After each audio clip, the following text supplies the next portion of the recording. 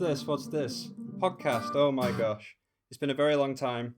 A very long time since I've last done a podcast. I can't remember when the last time it was, Lyft. Was it Before August. maybe May? I'm joined, obviously, by the lovely Lyft Hello. and the lovely Sawyer once again. Hey, how you doing? Welcome. Hope everyone's safe and self-isolating safely as well. I know short notice this time. It was essentially short notice and just do it and actually have a podcast or not have a podcast, in which case it would be one of Sawyer's own things, which, by the way, Sawyer, you had like 30 viewers just from advertising in Hardcore that time, which is pretty impressive as far as KOL numbers goes. So Yeah, thanks for bumping that. we'll have a link to your discussion in like the show notes and such. Do you want to just maybe summarize what you were talking about in your little video? About a week ago, I just kind of went over the mushroom garden and compared it to the pocket garden, or I never remember what to call it. I think it's technically called tall grass or something.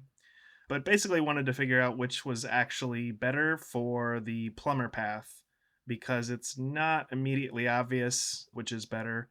Basically figured out that the recent garden, the mushroom garden, is probably better for hardcore, both for the free fights and also for the mushroom teas. And in softcore, it's kind of a toss-up, but the current garden does yield some really good pulls, which I think we'll get into later today. Yeah, absolutely. What kind of takeaways can we get from the garden in general? Because some people are saying we might still want to run Poke Garden still for that elusive familiar drop. It's going to depend on if you're in standard or the current challenge path or whatever the next challenge path will be. The stuff you can get right now from the mushroom garden are a plus 10 combat frequency / plus 20 monster level potion. Oh yeah, it's a spleen item. I'm sorry. That's sort of the main thing that you get from it. And that's actually made from the mushroom fillets, which are a good food, which in Plumber Path are a nice source of stats. In standard, I think they won't be very good as food, but they can be used to make a awesome booze. And then it's not really relevant for low day count paths, but if you let the garden grow for a couple days, then you get bigger and bigger mushrooms, which eventually start to yield some actual gear that you can use in paths. So I've noticed some people sort of complaining about the setup here because we have foldable gear where the mushroom used to get it is not tradable. The mushroom slab that actually yields the gear is tradable, but then the gear itself is a quest item. So that it makes it kind of complicated trying to set up whether or not you can pull this stuff and run or buy it, or how many to have in your inventory and stuff. So it's kind of a hard optimization problem, just trying to figure out how many immense mushrooms or colossal mushrooms to stockpile and stuff. That is something I know King Bobson has tried to plug.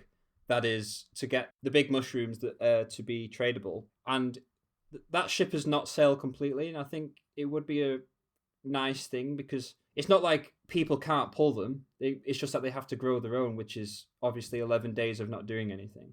You do have a little complicated economics problem there, though, that if you do make them tradable, then now there's this insanely expensive thing that this item of the month generates. And I mean, I don't have a problem with that. It's just kind of weird that you're going to have this thing that probably is going to cost 10 or 15 million meat to purchase just because, it takes so long to generate it.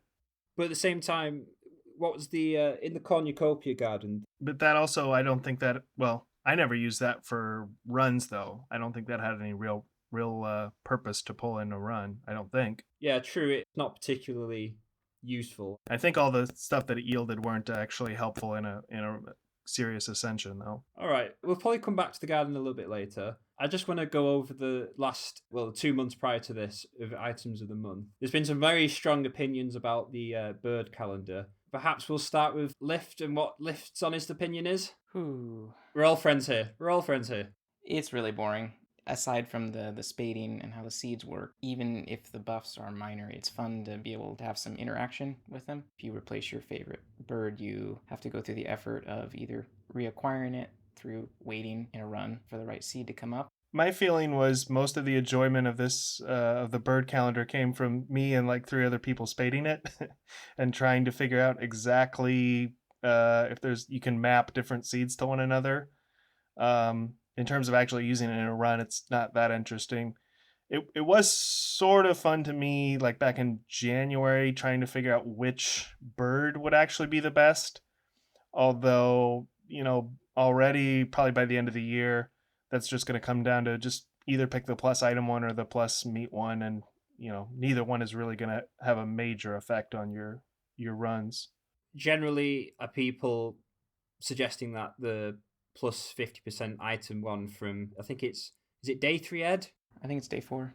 Oh, day 4 ed. I think you can get a 50% item one in Aftercore as Saucer on like day 7 or 8, so that might be more viable. I learned about that one the other day. There was also quite an interesting bug. Lyft, do you want to talk about what happened to you? Oh, where if you ascend out of an avatar path and then jump the gash and then try and reacquire a favorite bird, you got the bugged bird. Yep. Like on day 2 of a Plumber run, you would cast your bird buff and expect to get the item, but you would get day 1 of Plumber instead. But if you casted it 7 times, the favorite bird skill that you got would be the correct one. And then on day 3, everything just went back to normal. Very strange. Super weird bug, and apparently it was something to do with the flag of the favorite bird not setting properly. So when you dropped a class or something, not dropped a class, changed class because of an avatar run, and then something to do with your favorite bird flag or something like that, and then anyway that got fixed after I must have spent a long time spading it, but we got there. But that is fixed now? I hope so. I've not heard anyone complain about it, but I think it is fixed. If it's not, you know who to ring. Moving on to the powerful glove.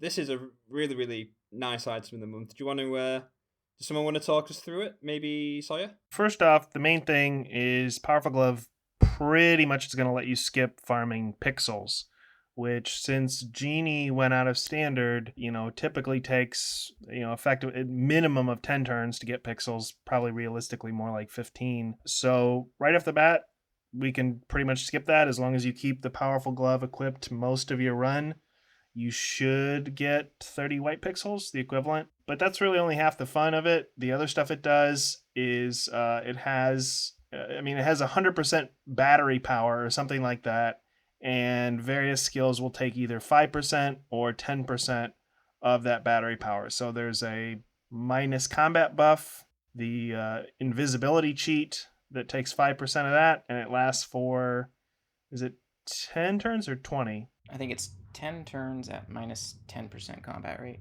Pretty significant minus combat boost. There's a plus 200% stat buff, so that's really nice on turn 0. That's really nice for the tower test. It's useful for Smut Orcs when you want a big Mist or Moxie boost for those. And then it basically has a new version of Macro Meteorite. There's as long as you have the glove equipped, you have a skill called Replace Enemy. That one actually takes 10% of your battery use or power use, but that just lets you swap out a monster in a zone to another monster in that zone. So for people who are familiar with the Meteor Guide, this is just acting as a replacement for that. So a lot of stuff to work with. I'm probably forgetting a couple features, but I think those are the main ones. It has a D level. I don't know if it's needed, but my first couple Plumber runs, I used it on the boss because the boss otherwise is a little bit risky. So certainly if you have leftover charges on your Powerful Glove at the end of the day and you're in difficult fights, it's like a 50% D level, I think. It's pretty powerful. That's equivalent to Jam Band, right? Is this the same one that cuts the HP in half? No, I think it does HP and attack and defense. I think it does all 3 of them that it cuts in half. I think it's the first item since what's that semi-rare that Shrinking Powder, is that what you're thinking of? Shrinking Powder? Yeah, right. I think it's the first one that interacts with percentage HP like that for a while, which is kind of interesting. So it works on bosses. Ugh, I don't remember if the HP goes down. I know it D-levels attack and defense on the Plumber boss. So it might just D-level bosses, but I don't think the HP stuff happens on bosses. But still, it's a pretty good D-level. Sort of like the Meteor Guide, I think it is going to take a lot of practice for people to figure out how to actually use up their charges every day. In theory, you could just do 10 of the Replace Enemy skills, but that's probably kind of hard to squeeze all those in. So, you just got to get a little bit of practice and figure out when you want the enemy swap, when you want minus combat. and maybe one or two of the stat buffs each day.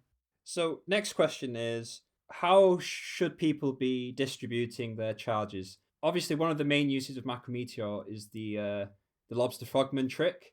Lyft, maybe do you want to talk us through that? Briefly, is if you place a wandering monster in the son of a beach zone, you can use the replace monster to swap it to the only other native monster in the zone, which is the lobster frogman. Then if you use the force with your saber on it, you can guarantee that they show up the next 3 turns. So typically you'll use 1 replace monster and 2 saber charges to get your, what do they drop, powders of? Oh, barrels. Thank you, the barrels, to get all 5 barrels easily.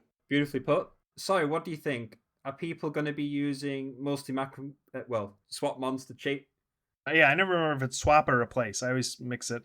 Replace. Okay, replace enemy. Well, if we're going to go with the full name, cheat code replace monster or whatever it is. So macrometeorite. Yeah, let's just call it macrometeorite. So macrometeorite 2.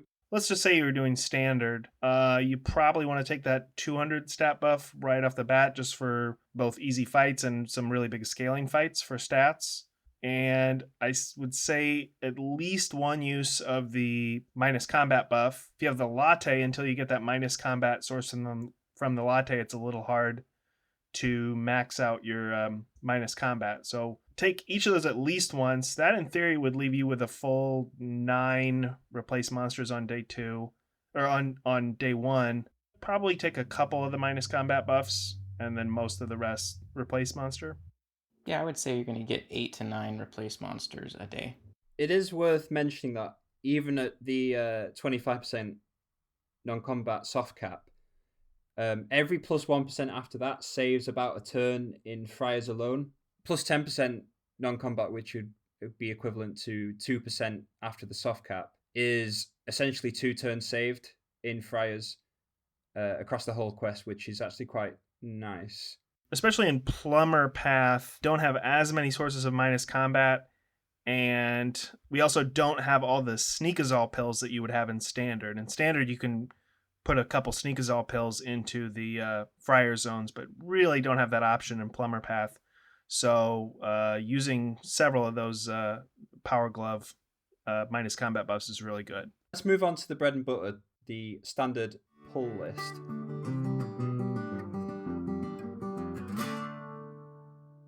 Do you want to walk us through some of the changes that we made to the pull list, since we had some notable things like stench jelly and wishes that were used as pulls last year to round out remaining pulls? I'm already kind of forgetting some of the stuff we lost, but those would be 2 of the big ones: the stench jelly, wishes, and then there was some other stuff like enamorangs that were really nice. I think those were the big ones. We lost a bunch of turn gen stuff too.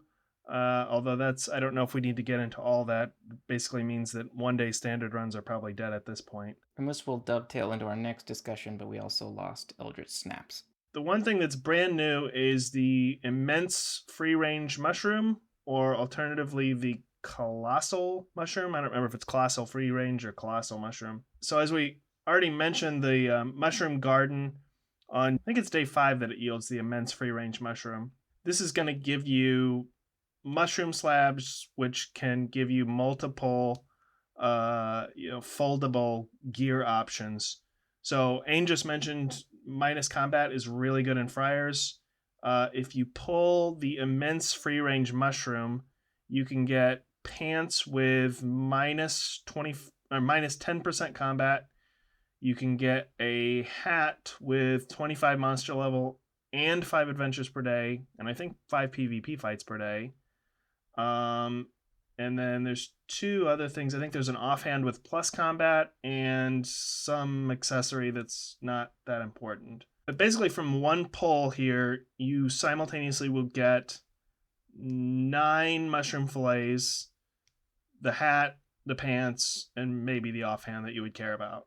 So just from the pants alone, the minus combat, that is going to save you several turns over the long haul if you keep those on every time you're in a minus combat zone. The mushroom hat, I would say a 25 monster level buff can probably save you a turn, like not having to use other resources to get monster level. And it also has rollover adventures. So that's that's probably one of the best pulls in standard or plumber path at this point in a softcore run. The downside is you have to wait 5 days to farm them, so it just takes a lot of planning.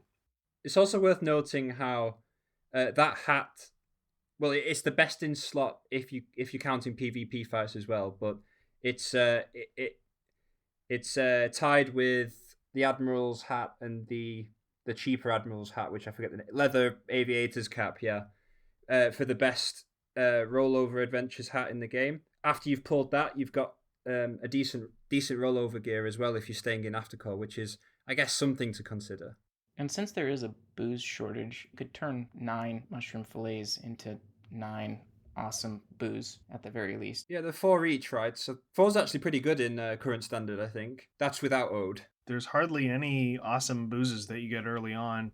You maybe get one from Boxing Day. There's probably 1 or 2 other ones that are available early on, but really, like on day 1 of a run, you end up drinking a lot of decent and good booze anyway. So it's having 9 or maybe 7 or 8. Maybe you actually want to eat one or turn one into the spleen item. The food is pretty terrible, especially in comparison with pizza. I guess in standard you probably don't want to mess with food. Even in Plumber, it gives you 20 to 40 stats, so that's multiplied by 10. In Plumber, 200 to 400. So that means something with either 3 to 4 fullness or 3 to 4 size booze will be equivalent in a single ingredient to the stat gain. One of my favorite things is something that Lyft told me about very recently, which is a repaid diaper being a pull. And I mean, it makes obvious sense, but I just never considered it because familiar weight never really was a pull that you've thought about for a while in standard. But I guess with the Pocket Professor that changes. So I find it quite interesting. Does anyone want to talk through why it's so good? It's using a slot that isn't in high demand right now. So the main thing is that 15 familiar weight. I don't think there's any other pants that grant at least an easy source of familiar weight. So in most paths, if you have a professor, that 15 familiar weight should be at least 1 copy. So you can think about it that if you could get your professor up to 65 monster level, an extra 15 monster level would be 80. So that's almost getting you to another copy. Are we talking pounds? I'm sorry, pounds, not monster level. On the other hand, if you're at 50, then the repaid diaper is gonna boost you up to 65, so that's automatically another copy. Every day that should be 1 professor copy. At the very least, you can use that on a Cramco goblin, which is both burning a turn of delay and probably 1 extra turn generated. So that's a free turn and a free turn generated every day as long as you have repaid diaper. As well as if you're using a fairy, you get a boost to item drop. Again, it's going to depend on what your exact familiar weight is, but 15 weight is, really anywhere from maybe like around 20 to 25% item drop bonus. Also could be a meat bonus, but we can't use it for the nuns, so that's not super important, but other little bonuses from the familiar weight. I was about to chirp up, oh, what about that 30 to 40% meat drop we'll get for the nuns, and then realize, yeah, we have to wear that outfit for that, so never mind that. If you were in like softcore and you were worried about being short on meat, just wearing it in the never-ending party is maybe an extra couple hundred meat, so it's not completely negligible just having that meat bonus or item drop bonus in other zones. Obviously, the huge downside is the fact that it's very, very expensive in the mall. I think it went up in price recently as well. I bought one at the beginning. I think it was the beginning of this year. It might have been the end of last year. And I thought it was like 120, 130 million. And now it's at 260. Yeah, if you have a big clan, maybe people like to share it. I would say if you're a casual player, probably not worth. The main reason I bought it is I was just doing some non-standard runs. If you ever do non-standard runs, repaid diaper is really good because it is effectively 3 bander or boots runaways per day. So then it gets really good if you're in a non-standard run. Is there anything else new? Yeah, the Pocket Professor memory chip. You could pull that if you either didn't have access to the pizza cube or you wanted to use the familiar pizza on a different item, such as maybe Mew for the luck incense, or you just needed to save on stomach and eat something with better turn gen. So that was an option. So one thing that I've just kind of briefly thought about right now is If you were really super hurting for stats in a run, let's say you've not got Bastille, but you do have pizzas, would it ever be an idea to pull pies that men were collectively not meant to eat for pizza ingredients? Or standard? I don't think so. I mean, they end up in Plumber Path. They end up being a couple thousand stats. So, like right now, I think you definitely pull at least one of those in a softcore run to throw into a pizza. In standard, I don't think that's ever gonna be a thing. If you didn't have Bastille and you ate a pizza like early on in your room and it's giving you like 200 stats, that's pretty significant. Well, yeah, it's doing what Bastille does, basically. Are there any other just straight up like stat gain pulls that you can take at this point? I don't remember. So this brings us actually to another pull that you could consider if you were hurting for stats, and that's a lot of the red nose snapper items. For a muscle class, we have the vial of humanoid growth hormone, which does take a spleen, but 50% experience gain for 30 turns is pretty good. Right now in Plumber Path, I think that's still sort of the expected plan for doing a good softcore run is to pull one of those. You can also make them in a pizza, but it's a little bit easier if you can just pull one. I would say especially if you maybe don't have a whole lot of monster level sources or plus stat sources, but you still have something like either Cramco Goblins or NEP, then yeah, if you could line up the snapper plus stat plus 50% stat stuff with one of those scaling monster level zones, that could help you get up to level 10 or 11 or 12 pretty quickly. I want to just briefly discuss a little bit about how pulls might change ever so slightly in Plumber. We've hinted about the pies and how you might pull those to get, because obviously the stats are multiplied by 10. But there's some other really kind of cool ideas I've heard about lately in terms of like pure turn gen pulls. For instance, counterclockwise watch, I think SSBB Hacks pulled I can never remember which. It's a something finger ring that gives you a 2 or 3% chance of getting a turn. I think it's the thumb ring, right? Yeah, so like a 2 or 3% chance of getting a turn, which adds up if you're wearing it for the majority of the run. Counterclockwise watch is obviously 10 every rollover, but obviously also very, very expensive. There's a couple of others which are escaping me right now. If you scroll down to the end of the pull list, there's some pricier turn gen options. Right, yeah.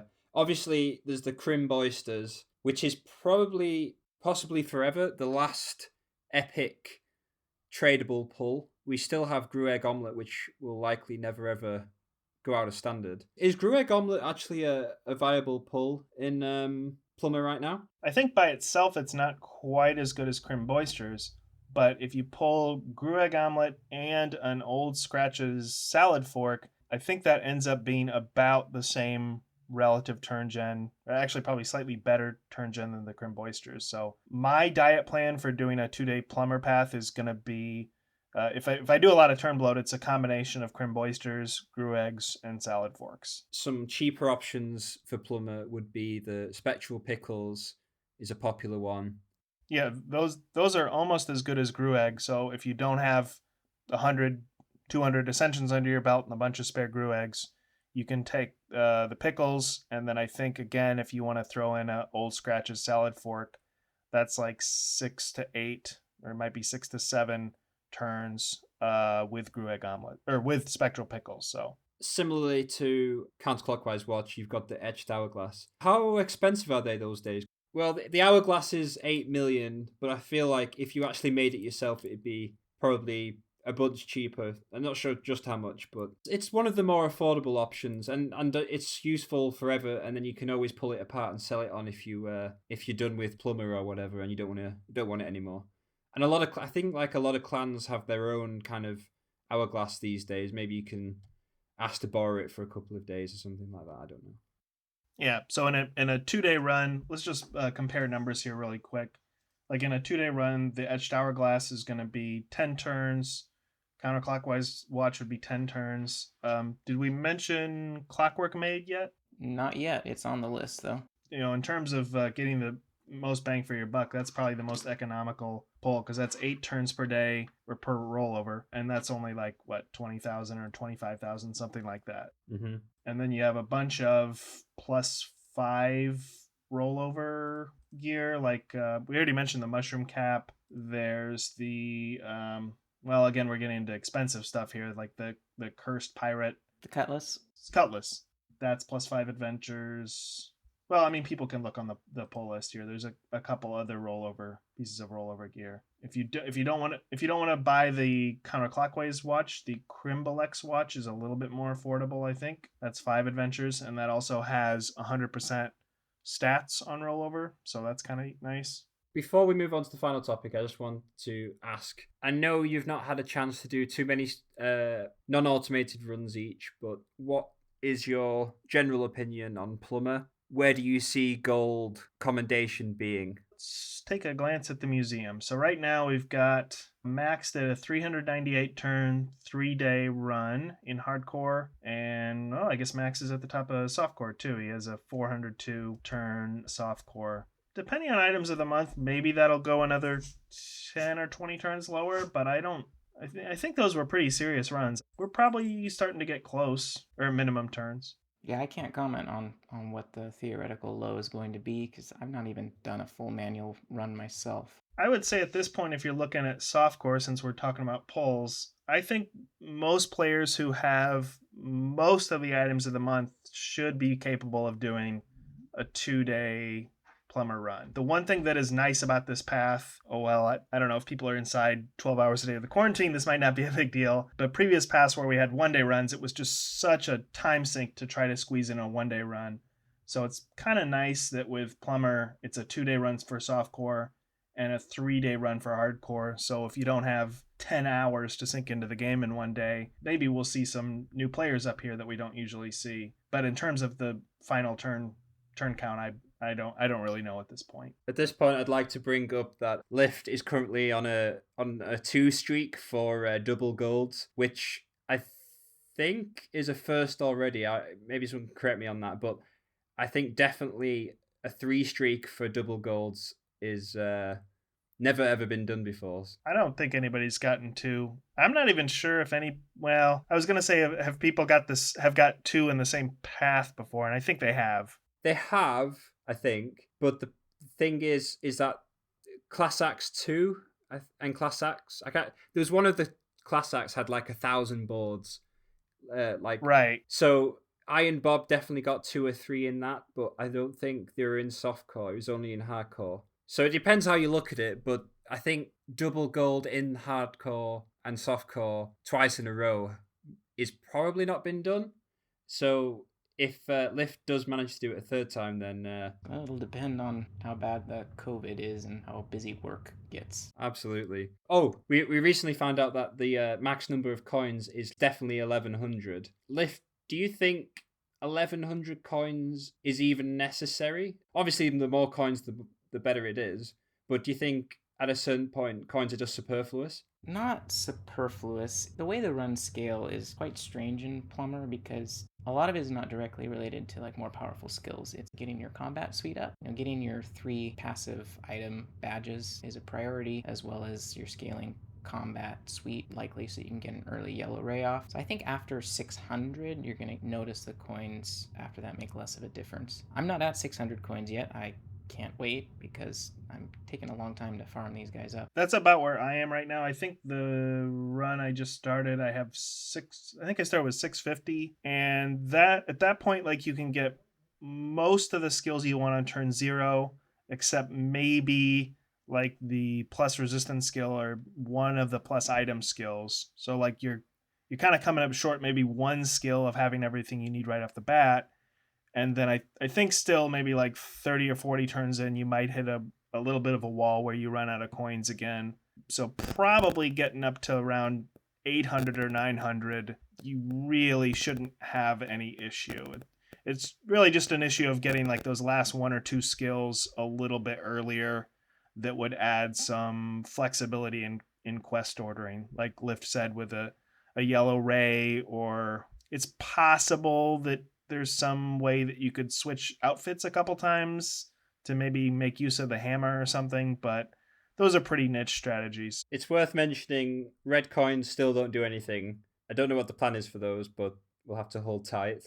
And also, coming back to Piranha plant garden thing, the mushroom garden, is you get the coin. Is it the coin blocks after each fight, which is kind of Secret eye triggers after every piranha plant fight. So that's likely to yield. I mean, it sort of depends on if they're going to give coins or give items, but that effectively is going to give you like another 50 or 60 coins right off the bat. As I said the other day, it's if you have the garden and you get that plus coin skill, it's effectively like having done another run, basically. And I think at the end of your video, which again will be in the show notes, did you put the total numbers of turns saved in a plumber run? Was it like 3-ish, 4-ish from the garden? From having the garden installed, yeah, I think it's like 3 turns maybe. It's really hard to figure. Like we just said, it's hard to judge what the value of an extra 50 coins is, or stat gain's really hard to quantify. But I think the numbers we came up with were maybe about 3 turns off a run with the garden installed, compared to the tall grass Pokemon thing, which is maybe a turn if you're lucky. On the very, very last topic, perhaps a bit briefly, is that there's an upcoming holiday which some of the speed ascenders are a little bit wary of, which is the generic summer holiday, which never ever mattered ever until the Tentacle World event. And then suddenly it started to matter in very strange and odd ways. If anyone's unfamiliar, there's an effect in the game called Eldritch Attunement, and on generic summer holiday you can take a bath in the fountain in the town square, and you get 1 turn of Eldritch Attunement, which is essentially, if anyone's got a pocket professor, when you use the relativity skill, it chains the combat into another combat of the same monster, or clinging monsters from Crazy Random Summer. Now, instead of the same monster, or in the terms of the other 2 ways, you get a tentacle after every fight, which is obviously a free combat. And not only is it a free combat, it, for the most part, counts as turns spent in that zone. So that means it burns delay as well. Now, you might be thinking, oh, you only get 1 turn of it, so that's like 1 turn of delay spent, and that's if you don't actually lose it during the fight, because obviously fights take a turn and you only get 1 turn of the buff, so you have to have at least 1 turn remaining after the first fight is finished, for it to chain into a tentacle. But does anyone want to talk about why this is a problem? The thing is that there are a lot of ways to extend that 1 turn into a lot more Eldritch Tentacles. First off, if you're in a softcore run and you basically fight one of those tentacles right at the end of day 1, you pull a Platinum Yandorian Express card, you use it to extend that from 1 turn up to 6 turns, and then you're actually going to use it again on day 2 to get it up to 11 turns. So that is potentially right there 10 or 11 fights. Even if you're not in softcore, you can use the free kills from the Doctor Bag.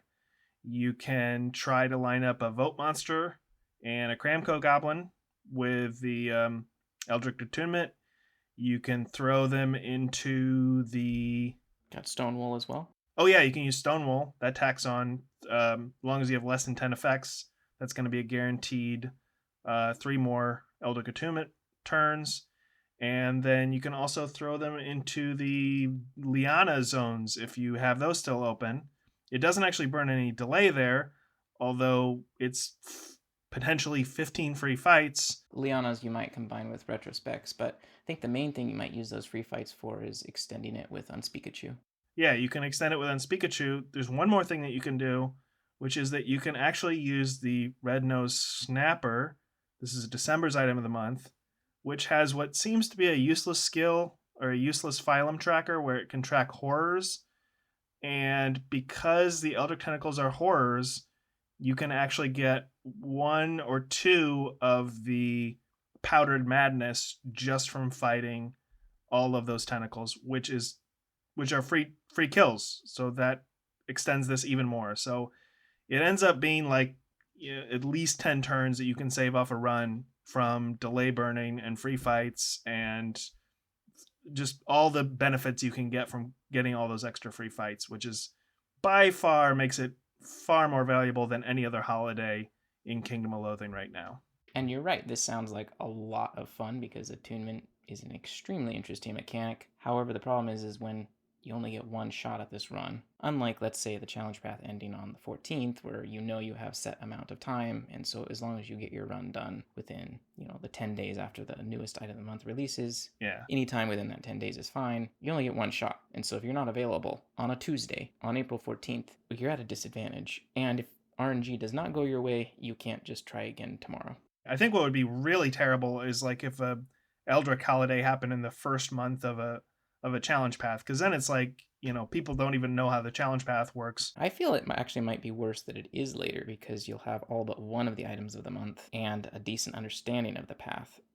And so that could actually exaggerate the importance of the generic summer. Yeah. I think a knowledge of the mechanics just amplifies the routing, that because some people disagree, naming no names, that this doesn't take all that much effort to actually plan properly. I think it does take some amount of effort, because it's going to be different than your normal run. It's probably not as hard if you've done it before, and lining all of this up becomes easier because, well, anything you've done more than once. It's still easy to screw stuff up, though. Like, I've done this several times. At least one time I've goofed up the Stonewall thing. Like, I've gotten down to 0 turns or something. There's one really specific screw up I've done with Stone. Oh, it's vote monsters. If you're trying to cram a vote monster onto the Eldritch effect, I think the vote monster, well, I don't remember how it happens. The doctor bag. There's something that the doctor bag screws up. You need to use the doctor bag so that its prompt for whether or not you want to accept a daily quest does not override an attunement. Yeah. Because they're both chained to fight. There's a lot of stuff that can go wrong. I like having this available, but I'm with you guys that having it in, basically 1 day per path is not great. So, I mean, ideally it would be nice if there was a new food or a new item of the month or something else. And I don't remember if it was Lyft or Aenimus, but somebody suggested it doesn't have to be Eldritch Attunement. It's just this mechanic of post-fight monster showing up is an interesting mechanic. And so I really like having this mechanic in place, but it doesn't really have to be attunement. It could be something else. To wrap up, we had a poll, an informal poll, of what people thought. I think by far people said, like, yeah, this is cool, but it probably shouldn't dictate leaderboards in standard. Or in the challenge path. Let it happen in unrestricted, let people have fun with it in aftercore, etc. But similar to like Feast of Boris shenanigans, don't let it happen in the run. And then I think everyone's happy. It's fun to root, and you can still do it in unrestricted. Yeah. So that was the main takeaway from that. Anybody have any other comments on anything we talked about today? I don't think so. No, I think we covered it. Most of the other polls from the polls that we didn't talk about are pretty much the same as whenever we've talked about them before, so people can just go through and look at all that. And I think we gave people a little bit of introduction to the Plumber planning, so I think that's good. I guess we'll leave it there. Thanks for coming on, Sawyer, and for all your preparation, and Lyft also for all your preparation, and the poll list being a joint effort and such. Yeah, thanks for having an actual podcast. It's more fun to talk to other people than just me rambling by myself for an hour. But we appreciate those streams, though, so thanks for doing them. We'll try and get to the podcast at some point, within the next year. Okay, folks, that's it for now. Thanks for listening.